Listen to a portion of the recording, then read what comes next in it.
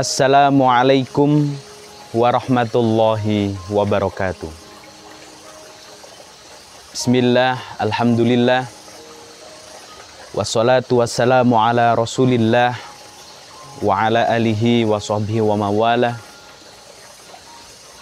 Asyhadu an la ilaha illallah wahdahu la syarikalah wa asyhadu anna muhammadan abduhu wa rasuluh la nabiyya wa la rasula ba'da.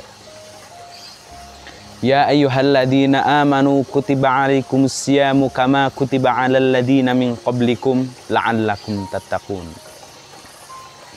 Para pemirsa yang dirahmati oleh Allah Subhanahu wa taala, marilah kita bersama-sama meningkatkan ketakwaan kita kepada Allah Subhanahu wa taala dengan memikirkan dan menganalisa serta berusaha untuk melakukan segala apa yang diperintahkan oleh Allah Subhanahu wa taala dan menjauhi segala apa yang dilarang oleh Allah Subhanahu wa taala. Karena hanya ketakwaanlah yang akan dinilai oleh Allah Subhanahu wa taala. Para pemirsa yang berbahagia, puasa secara bahasa berarti imsak, pengendalian. Jadi pengendalian nafsu merupakan inti dari puasa. Orang yang berpuasa tetapi masih banyak melakukan perbuatan dosa, maka dia tidak bisa mengendalikan hawa nafsunya. Dan dari itulah puasanya dinilai. Ada salah satu cerita pada zaman Rasulullah SAW. Pada waktu itu ada seorang wanita mencaci maki pembantunya. Dan Rasulullah mengetahui kejadian tersebut. Akhirnya Rasulullah menyuruh kepada salah satu sahabat untuk membawakan beberapa makanan kepada wanita tersebut.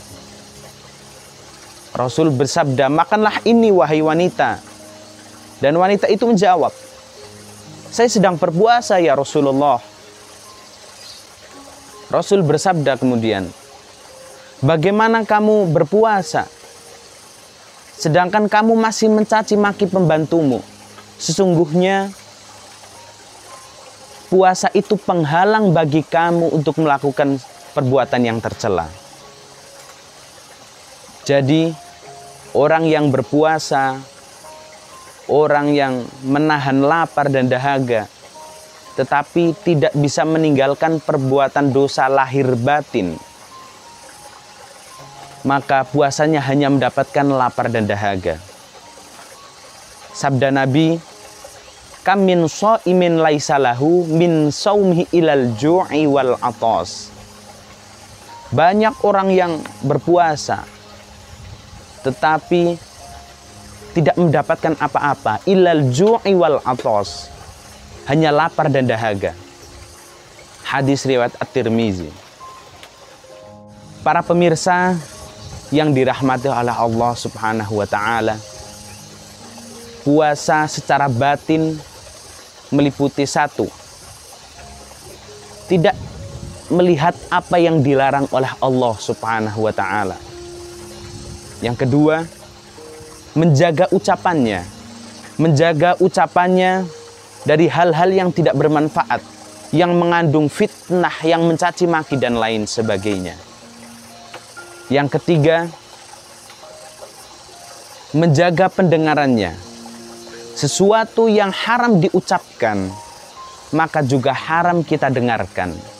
Makanya Allah tidak membedakan antara orang yang sering mendengarkan hal-hal yang haram dan orang-orang yang sering memakan barang yang haram. Sama'una lil kadhibi akaluna lis-suht. Mereka gemar mendengarkan hal-hal yang haram dan memakan barang-barang yang tidak halal. Al-Maidah 42. Yang keempat, menjaga anggota tubuhnya dari hal-hal yang makruh, tangan, kaki, dan menjaga perut dari makanan yang subhat, belum jelas haram dan halalnya. Yang kelima adalah tidak makan berlebihan. Karena saking laparnya biasanya orang berbuka puasa dengan makanan yang banyak. Dan hal itu tidak disukai oleh Allah Subhanahu wa ta'ala. Para pemirsa yang berbahagia, bagi orang yang mengetahui tentang hari akhir, memahami tentang hari akhir, maka mereka akan bersungguh-sungguh dan memenuhi syarat secara lahir dan batin agar ibadah mereka diterima oleh Allah Subhanahu wa ta'ala. Mari bersama-sama kita ubah niat kita mencari ridha Allah Subhanahu wa ta'ala dan berusaha melakukan hal-hal yang dapat mendekatkan kita kepada Allah Subhanahu wa ta'ala. Mumpung kita masih diberikan kesempatan dan kekuatan untuk melaksanakan hal tersebut. Semoga apa yang saya sampaikan bermanfaat. Wallahul muwafiq ila aqwamit thoriq. Assalamualaikum warahmatullahi wabarakatuh.